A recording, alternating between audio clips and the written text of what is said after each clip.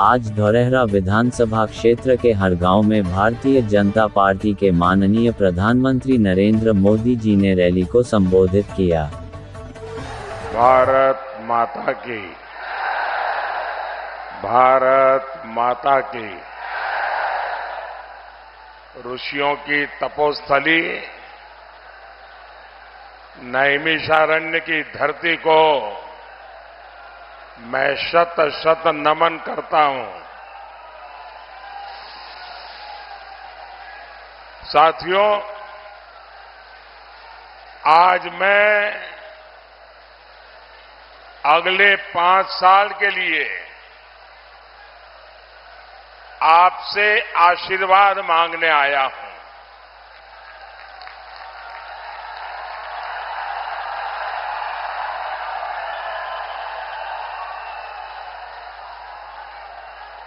जनता जनार्दन तो ईश्वर का रूप होती है और ईश्वर भी तब आशीर्वाद देते हैं जब आप कोई संकल्प लेकर के प्रभु चरणों में जाते हैं। मैं जनता जनार्दन जो ईश्वर का रूप है और आपके चरणों में आया हूं, इस गारंटी के साथ आया हूं। मैं इस गारंटी के साथ आया हूं, अपने शरीर का कण कण और अपने समय का क्षण क्षण आपकी ही सेवा में लगाऊंगा।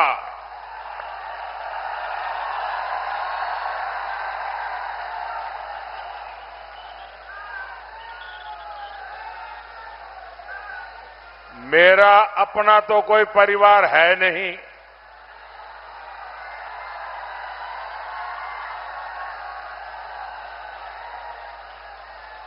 मेरा परिवार भी आप है, मेरे वारिस भी आप हैं।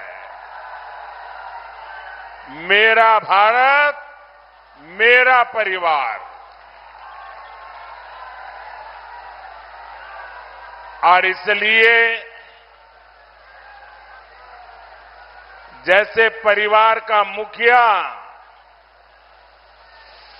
अपने वारिस के लिए दिन रात काम करता है, वैसे ही आपके परिवार के सेवक के रूप में मैं भी, आप मेरे वारिस हैं, मैं आपको वारिस के रूप में कुछ देख करके जाना चाहता हूं।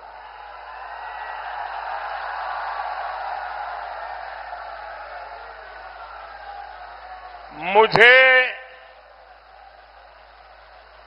आपके क्षेत्र का विकास करना है, आपका विकास करना है, देश का विकास करना है, देश को विकसित बनाना है। साथियों, लखीमपुर खुरी, सीतापुर इलाके को यूपी का चीनी का कटोरा कहा जाता है।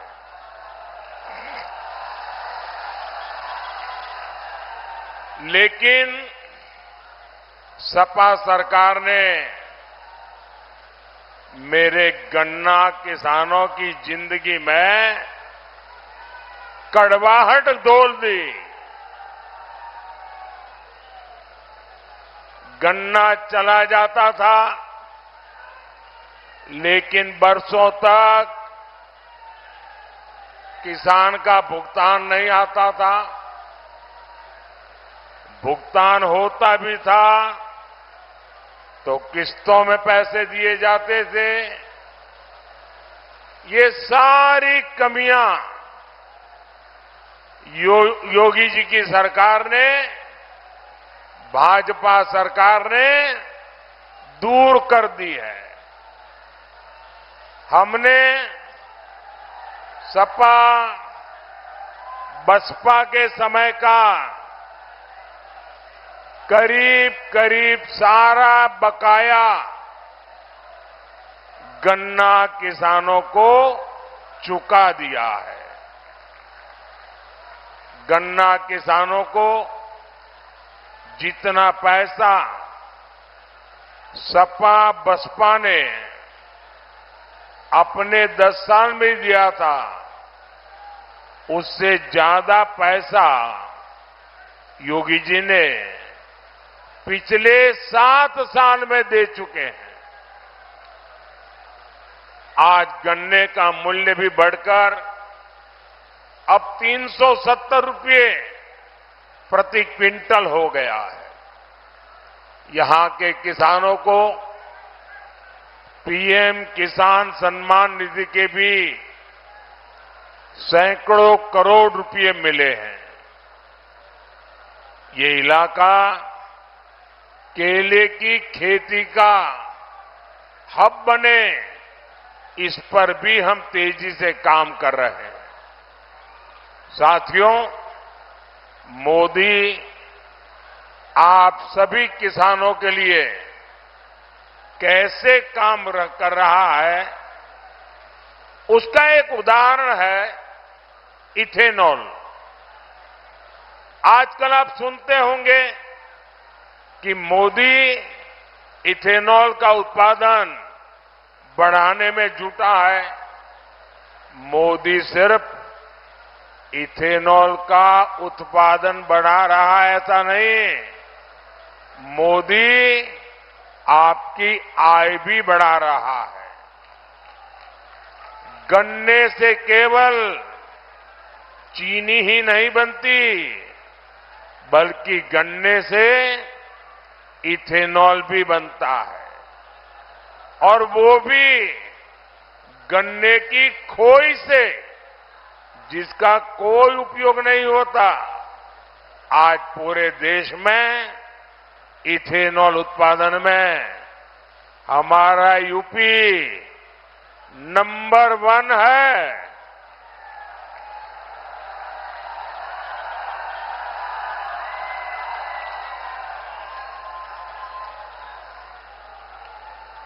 दस वर्षों में करीब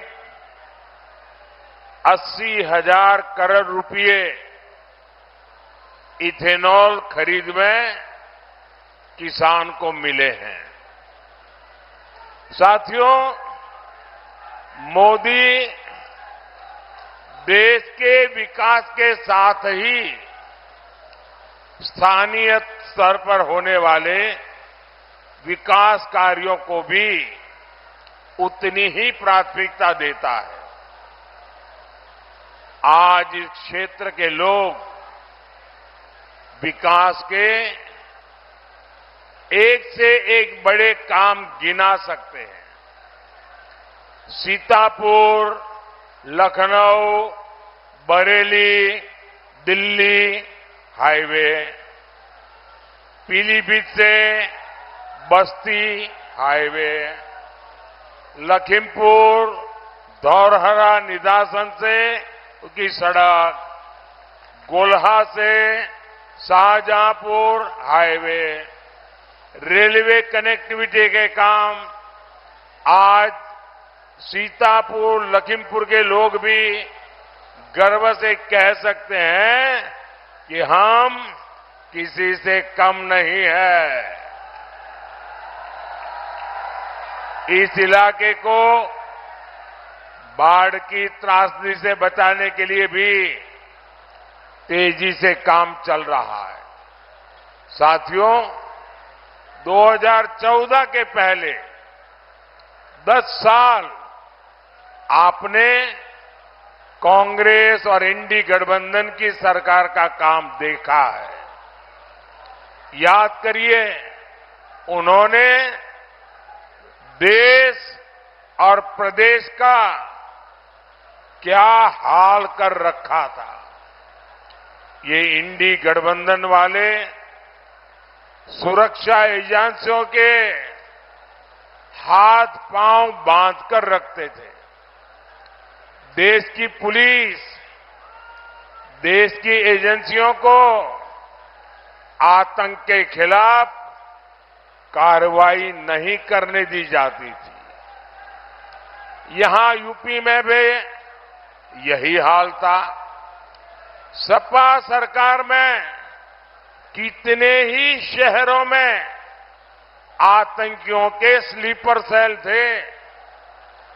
आतंकी संगठन खुलेआम धमकी देते थे। सुरक्षा एजेंसियां बहुत मेहनत करके आतंकियों को पकड़ती थी, लेकिन सपा सरकार क्या करती थी? सरकार आतंकियों से मुकदमे वापस ले देती थी।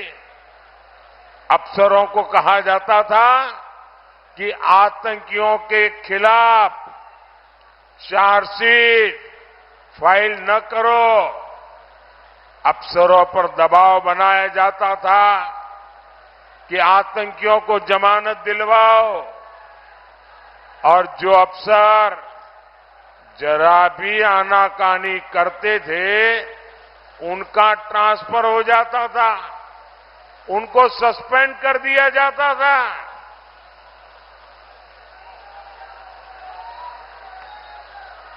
वाराणसी ब्लास्ट के आतंकवादियों को छोड़ने के मामले में तो कोर्ट ने जो सपा सरकार को कहा था वो इनकी हिस्ट्री सीट है। कोर्ट ने सपा सरकार से पूछा था, क्या अब आतंकवादियों को पद्म भूषण देने का प्लान है क्या? इतना कुछ होता था, आखिर किसके लिए? इसका एक ही जवाब है, तुष्टीकरण के लिए, वोट बैंक के लिए। साथियों, तुष्टीकरण की राजनीति अब सपा कांग्रेस के शाहजादों के लिए अस्तित्व की मजबूरी बन गई है। पिछले 60 साल में गरीब ने कांग्रेस का तरसाने तड़पाने वाला राजनीति का खेल बराबर पकड़ लिया है। उसे हर लाभ के लिए इनकी पार्टी नेताओं के सामने गिड़गिड़ाना होता था। पिछले 10 साल में गरीब के दरवाजे योजना पहुंच रही है।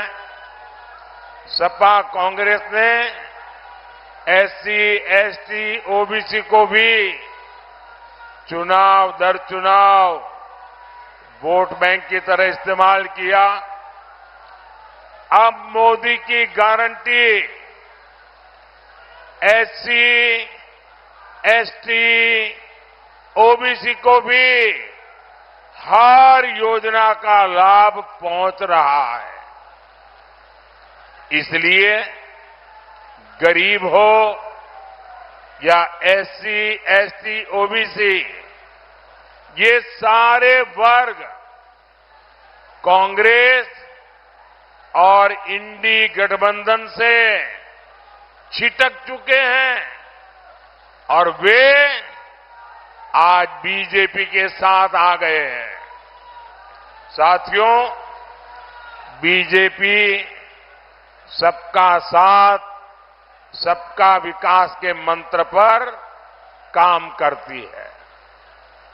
मुस्लिम भाई बहन देख रहे हैं, पीएम आवास मिला तो सभी जरूरतमंदों को मिला, नल से जल कनेक्शन मिला तो बिना भेदभाव सबको मिला, उज्ज्वला योजना की गैस मिली तो सबको समान रूप से मिली।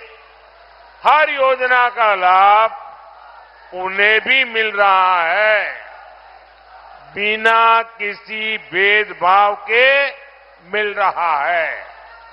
अब मुस्लिम समाज को भी समझ आ रहा है, कांग्रेस और इंडी वालों ने उन्हें मोहरा बनाया हुआ है।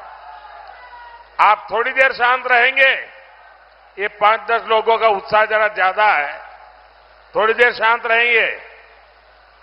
बाकियों को कुछ सुनना है। आपका उत्साह मेरे सर आंखों पर, आपके प्यार को मेरे 100 सलाम।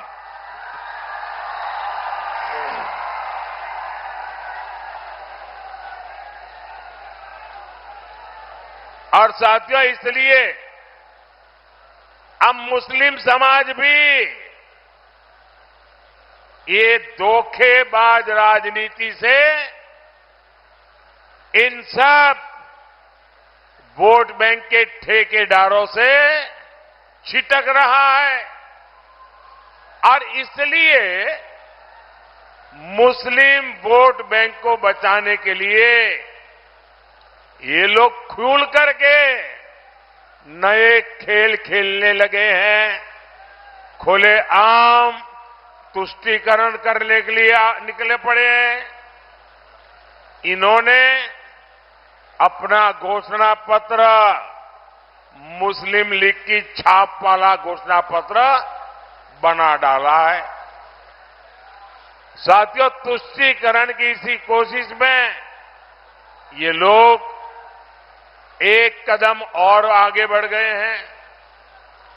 हमारे संविधान निर्माताओं ने, हमारे बाबा साहब आंबेडकर ने, इतना ही नहीं, खुद नेहरू जी ने 75 साल पहले जब संविधान बन रहा था तो साफ साफ कहा था कि भारत में धर्म के आधार पर आरक्षण नहीं होगा। लेकिन अब कांग्रेस और इंडी गठबंधन धर्म के आधार पर आरक्षण देने पर अड़े हुए हैं। वे देश को फिर एक बार तोड़ने के लिए जमीन तैयार कर रहे हैं, इसका उनको पता नहीं है। अब कर्नाटका का मैं उदाहरण देता हूं, ये सुनकर के आप चौंक जाएंगे। ये घटना आप गांव-गांव जाके बताना, कर्नाटका में क्या किया उन्होंने। जैसे पूरे देश में ओबीसी को आरक्षण मिलता है, वैसे कर्नाटका में भी मिलता है। 27% आरक्षण ओबीसी के लिए है। इन्होंने क्या किया, रातों रात एक फतवा निकाला, रातों रात एक ऑर्डर निकाला और उस पर थप्पा मार दिया। ऑर्डर क्या निकाला? उन्होंने कहा कि कर्नाटका में जितने भी मुसलमान हैं, वो पसमंदा है कि नहीं है, वो अगड़ा है कि नहीं है, वो सैयद है, पठान है, कौन है, कोई भी, हर मुसलमान को रातों रात ओबीसी बना दिया। एक कागज निकालकर वो रातों रात ओबीसी बन गए। अब हुआ क्या जी, ओबीसी को 27% आरक्षण मिलता था, उसमें ये नए ओबीसी आ गए, रातों रात आ गए। और उन्होंने जो पहले जिनको आरक्षण का लाभ मिलता था उसमें डाका डाला, लूट चलाई, पिछले दरवाजे से चोरी की। ये करके उन्होंने जो सालों से ओबीसी परेशान है, उनको जो मिलता था वो भी लूट लिया। अब उनका इरादा है जो कर्नाटका में किया वही पूरे हिंदुस्तान में करेंगे। धर्म के आधार पर एससी, एसटी, ओबीसी उनको जो आरक्षण मिल रहा है वो आरक्षण को धर्म के आधार पर डाका डाल के लूट लेने वाले हैं। क्या इससे हमारा पासी भाई बहन, हमारे कुर्मी भाई बहन, हमारे यादव भाई बहन, हमारे लोधी भाई बहन, हमारे दलित भाई बहन, हमारे शाक्य भाई बहन, हमारा कुशवाहा भाई बहन, इन सब का रातों रात लूट जाएगा? इतने सालों से जो हक आपको मिला है उसमें डाका डालने का खेल चल रहा है। भाइयों बहनों, मैं आज आपको गारंटी देने आया हूं। मैं आज आपको गारंटी देने आया हूं, जब तक मोदी जिंदा है,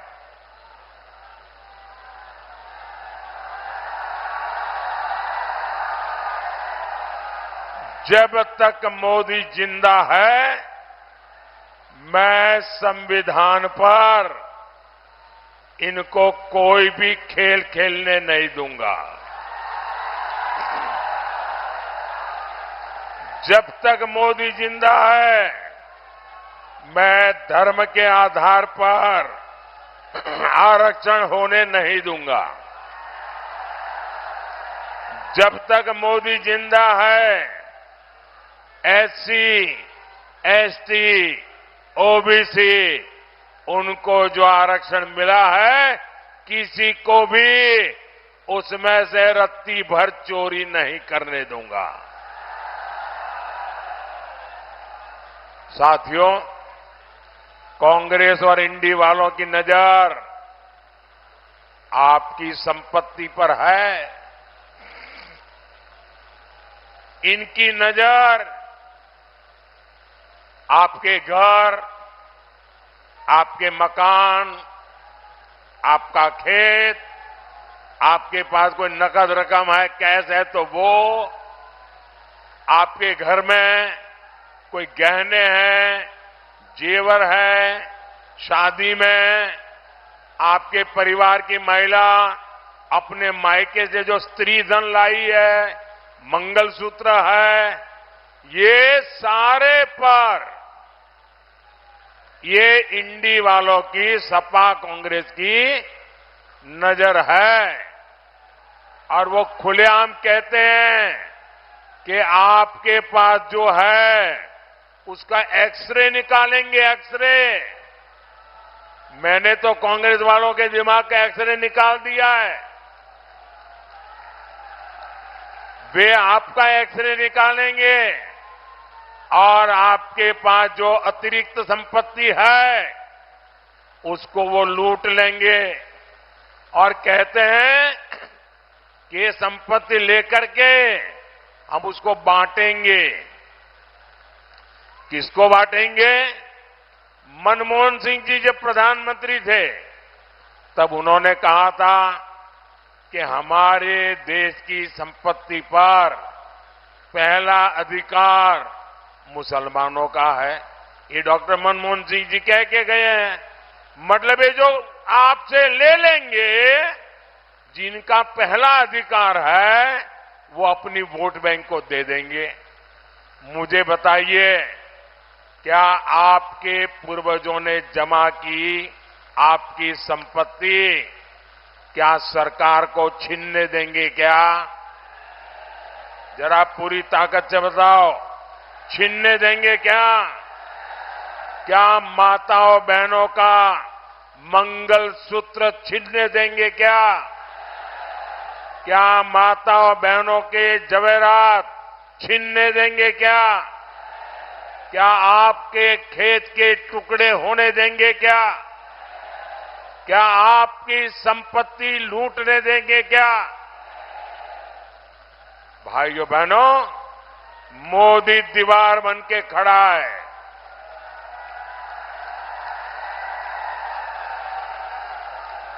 आप मुझे बताइए,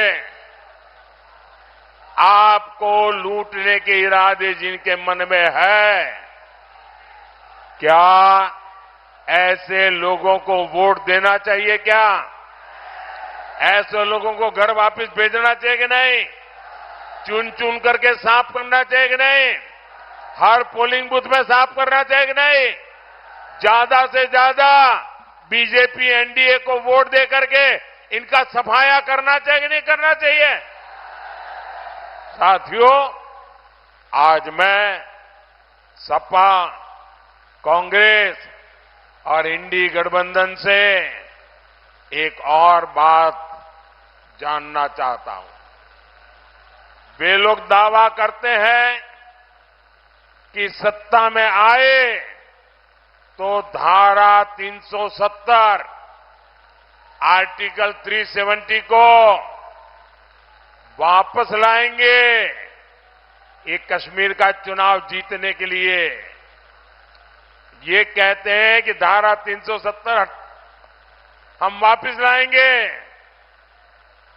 ये लोगों ने बाबा साहब आंबेडकर का ऐसा अपमान किया है। बाबा साहब आंबेडकर संविधान पूरे हिंदुस्तान के लिए बनाया था, लेकिन ये कांग्रेस वालों ने संविधान पूरे हिंदुस्तान में लागू नहीं किया। जम्मू कश्मीर में भारत का संविधान लागू नहीं था, वहां दलितों को आरक्षण नहीं मिलता था, वहां आदिवासियों को आरक्षण नहीं मिलता था, वहां ओबीसी को आरक्षण नहीं मिलता था। ये 370 दीवार थी। ये मोदी ने आकर के ये 370 को कब्रिस्तान में गाड़ दिया है। अब ये कहते हैं हम 370 निकालेंगे। क्या 370 निकालने देंगे क्या? ये 370 निकालने देंगे क्या? भाइयों बहनों, वो गड्ढे में से दोबारा 370 निकाल नहीं सकते और न ही देश पर माथे पर मार सकते हैं। वो कह रहे हैं ये मोदी जो मुफ्त राशन दे रहा है, गरीबों का घर का चूल्हा जलता रहे, इसलिए मोदी की गारंटी है ये मुफ्त राशन योजना चालू रहेगी, ताकि गरीब का घर का चूल्हा जलता रहे, गरीब का बच्चा भूखा नहीं सोना चाहिए। अब ये कहते हैं कि हम इस योजना को भी खत्म कर देंगे। मोदी जो गरीबों को मुफ्त इलाज की योजना चलाता है, ये कहते ये भी खत्म कर देंगे। मोदी जो वंदे भारत ट्रेन चालू किया है, बोले वो भी बंद कर देंगे। मैं गोला गोकर्णनाथ की पवित्र भूमि और छोटी काशी की इस धरती से सवाल उठा रहा हूं। सपा कांग्रेस वालों, ये भी बता दो, क्या सत्ता में आए तो राम मंदिर को भी अस्पताल में परिवर्तित कर दोगे क्या? क्या काशी के विश्वनाथ कॉरिडोर जो बना है, क्या उस ऊपर भी बुलडोजर चला दोगे क्या?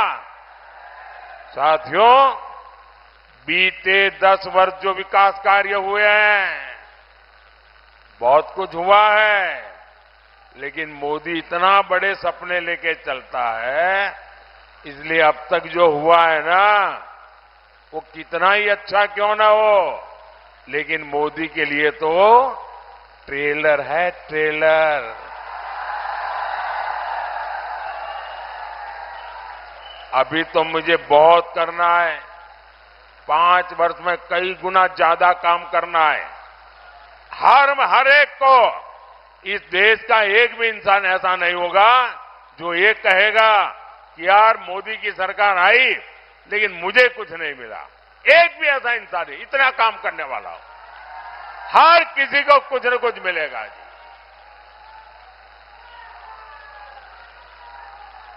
मुझे केले के तने से फाइबर बनाने वाली धौरहरा की बहनों के समूह को और मजबूत करना है।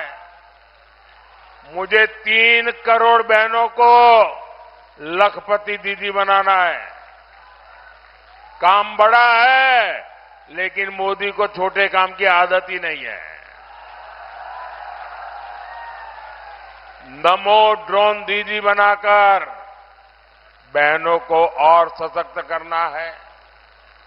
दुधवा नेशनल पार्क को इको टूरिज्म मैप का ब्राइट स्पॉट बनाना है।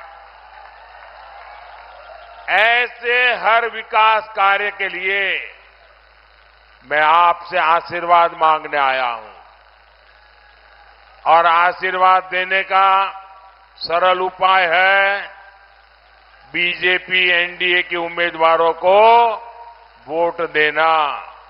जहां कमल के निशान वाले हैं उनको कमल के निशान पर वोट देना और जहां पर कप सौसर वाले हैं उनको वोट देना।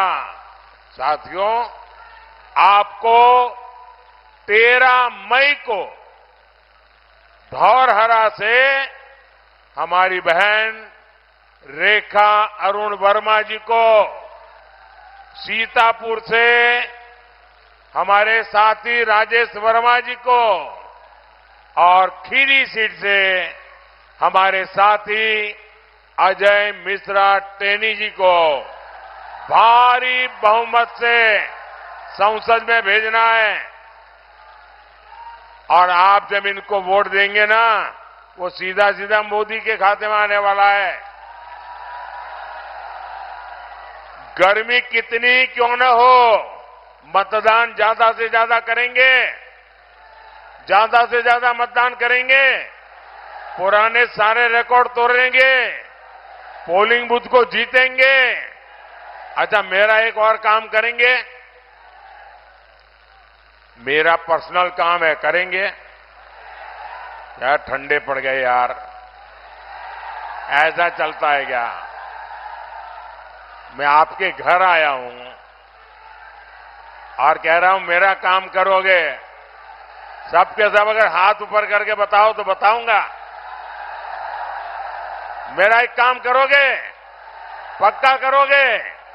एक काम करना, घर घर जाना, जितने लोगों के घर जा सकते हो जाना और जाकर के कहना अपने मोदी जी आए थे, मोदी जी ने आपको राम राम कहा है। मेरा राम राम पहुंचा देंगे, हर परिवार में पहुंचा देंगे। जब मेरा राम राम पहुंचेगा ना, तो उस परिवार के मुखिया मुझे आशीर्वाद देंगे। जब उनका मुझे आशीर्वाद मिलेगा ना, तो मुझे एक नई ताकत मिलेगी, नई ऊर्जा मिलेगी आपके लिए काम करने के लिए। मेरे साथ बोलिए, भारत माता की, भारत माता की, भारत माता की। बहुत बहुत धन्यवाद।